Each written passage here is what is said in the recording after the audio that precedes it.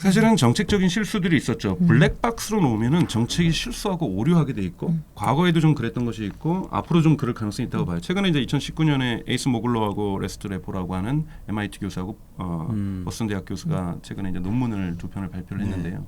요즘 뉴스레터에서 그 내용 소개도 하셨죠. 강정수 박사님 뉴스레터 운영하고 계시니까 꼭 가입하셔서 좋은 정보 받으시기 바랍니다. 거기서 얘기했던 게 뭐냐면 인공지능도 하나의 기술 진보라고 본다라면 지금까지 기술 진보를 어떻게 우리가 생산함수에서 표현해 왔는가라고 했을 때 잘못 그 사람들은 해 왔다라는 거예요.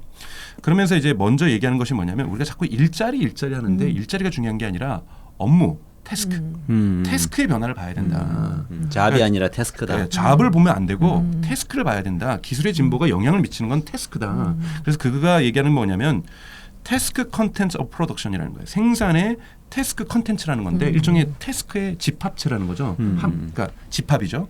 태스크 1, 태스크 2, 뭐 태스크 3 이게 있는데 기계가 진화되면서 요 구성이 변하고 요 태스크가 확장되느냐가 중요한 거지. 여기에서 어떤 특정의 조합이 잡을 만들어낸다라는 거예요. 예를 들면 이건 제가 드는 예입니다만 제가 요즘 공부하고 있는 것이 흔히 말하는 내추럴 아이스와 아티피셜 아이스. 요즘 인공지능이 아티피셜 많이 들어가니까 이 자연 얼음과 이 인공 얼음 산업 이 기술 진화하고 많은 관계가 있거든요. 예를 들면은 처음에 이 보스턴에 있었던 한 사람이 생각을 한 거예요. 이 얼음을 당시 이제 부자들이 냉장고가 없었던 시대잖아요. 그러니까 19세기. 19세기 미국에서 이제 부유층이 생기기 시작한 거예요. 농장들 만들고 돈 좀 무역도 좀 하면서. 그러니까 1930년대, 20년대 이때 1830년, 20년대, 30년대에 야, 이 얼음을 부잣집에서는 이거를 우리처럼 서빙고 동빙고처럼 가둬놨다가 좀 여름에 먹는 거예요. 음식을 보관하기도 하고. 요거를 쿠바에다 갖다 팔면 어떨까? 아니 미국 남부에다가. 그래서 쿠바에 싣고 가요. 더우니까 싣고 가는데 가다가 배에서 얼음이 80%가 녹았대요. 그래도 20% 남은 거잖아요.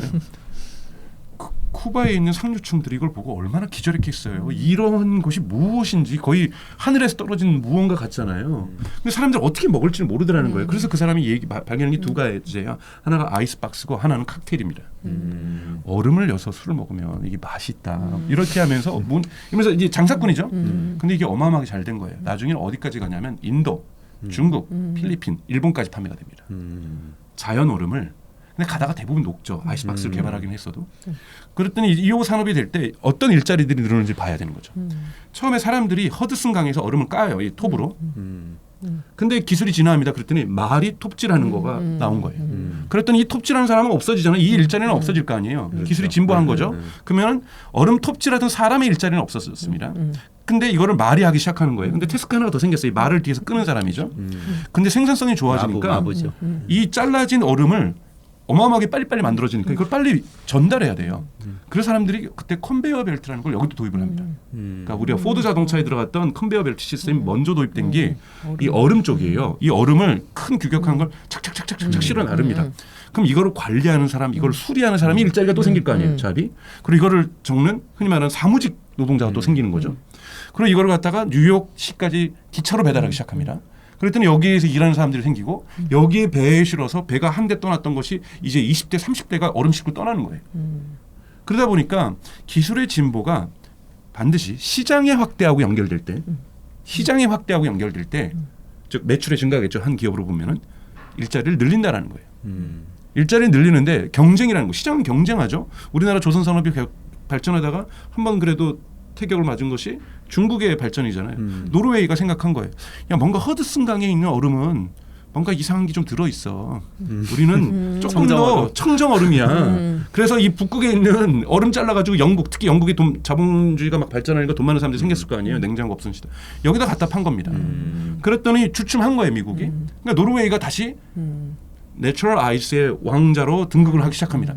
이렇게 산업 간에 경쟁하면서 일자리들이 그러니까 또 축소되는 거예요. 여기서 축소를 우리가 기술 진보로 볼 거냐?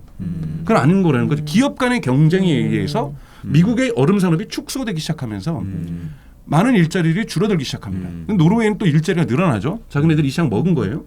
그때는 미국에서 뭘 합니까? 냉장고가 전에 이제 암모니아 수를 발견하게 돼서 저장하게 되죠. 아티피셜 아이스를 처음으로 공장에서 얼음을 만드는 걸 미국에서 만들어냅니다. 그러면 AI네요, artificial eyes. 그렇죠.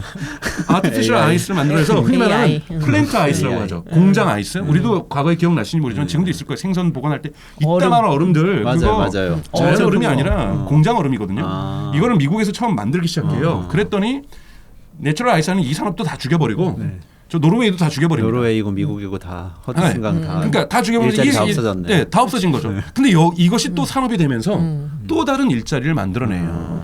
그러니까 이러한 걸 보면 여기서 이제 저희가 배울 수 있는 게 뭐냐면 태스크를 볼 때는 디스플레이스 이펙트, 즉 대체하는.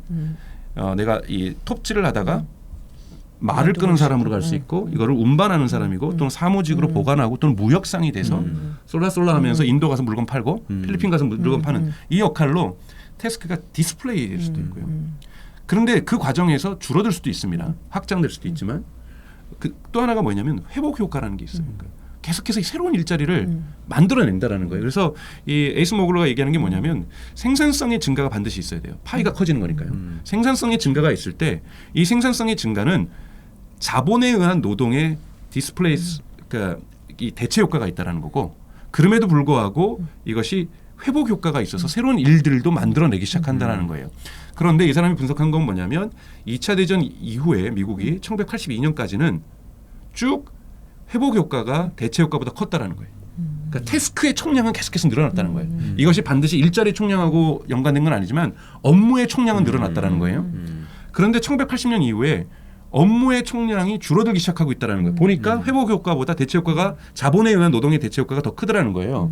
그러면서 얘기한 것이 뭐냐면 보니까 80년대 이후에 자본 친화적인 세무 정책, 자본 친화적인 경제 정책, 즉 노동 친화적인 경제 정책이 아니라 즉 노동자에게는 어떻게든지 세금 다 뽑아내면서 자본가에게는 기술 투자하면 감면해주고 왜 로버트 솔로의 영향인지 몰라도 기술 진보가 인간의 소득 수준을 국민 소득을 높인다라는 전제 조건이 있으니까 자꾸 기술 진보에 대한 세제 감면이라든지 다양한 혜택을 줬다라는 거예요.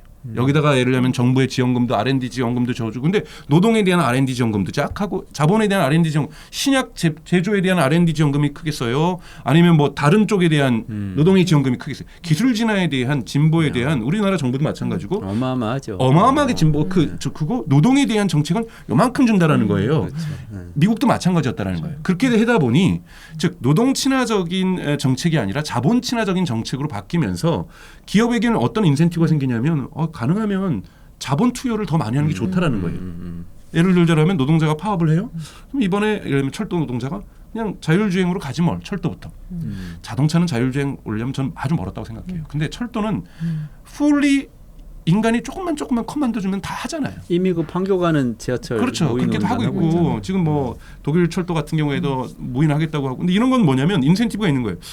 이 사람들 일꾼 노동자들을 이렇게 계속 유지하는 것보다 정부가 철도 인공지능으로 자율주행하는 거를 하게 되면 지원금도 있다는데, 지원금도 있다는데 거기에서 나온 뭔가의 혜택도 있다는데 그리고 법인세 감면도 여러 가지 혜택의 숫자도 있지만 뭐 우리도 뭐 2월달에 뭐 13월에 월급도 받긴 하지만 요 혜택보다는 기업의 법인세 혜택이 더 클 거 아니에요. 그러니까 이 노동에 대한 혜택보다 자본에 대한 혜택이 크다 보니까 이 에이스 모글러가 주장하는 바에 따르면 끊임없이 일자리를 대체하는 자본이 확장되어 왔다라는 거예요. 그래서 이 사람이 얘기하는 건 뭐냐면 로버트 솔로처럼 블랙박스가 아니다. 이거는 정부 정책이 조절할 수 있다. 조절할 수 있으니 국가가 조절할 수 있다. 그러니까 조절 불가능한 외생 변수가 아니라는 거예요. 조절 가능하니 정책적으로 필요에 따라서 어떤 영역에서는 일자리를 많이 만들 수 있도록 기술 지원을 하고 어떤 영역에서는 이거는 일자리를 너무 줄이니 이 부분의 속도는 좀 둔화시키고 이 부분은 일자리를 늘릴 수 있는 기술 진화니 그리고 기업의 경쟁력을 높일 수 있으니 또는 사회 전체 이득이 있으니 이쪽은 기술 진화를 좀 더 강화하고 공적 투자를 해주고 그리고 이 부분은 안 되면 공적 투자할 필요 없다. 기업이 알아서 한다. 그러니까 기업이 기술 투자해야 될 부분과 공적 기술 투자를 할 부분을 구별을 해보기 시작하자. 이 논의가 시작되고 있는 거거든요. 이건 저는 블랙박스를 걷어내는 효과가 있다고 봐요. 이 정책이 옳고 그르건 간에. 끊임없이 저희가 해야 될 것은 블랙박스를 자꾸 해체시켜서 여기에서 우리가 할 수 있는 바가 무엇인지를 얘기를 해야 된다.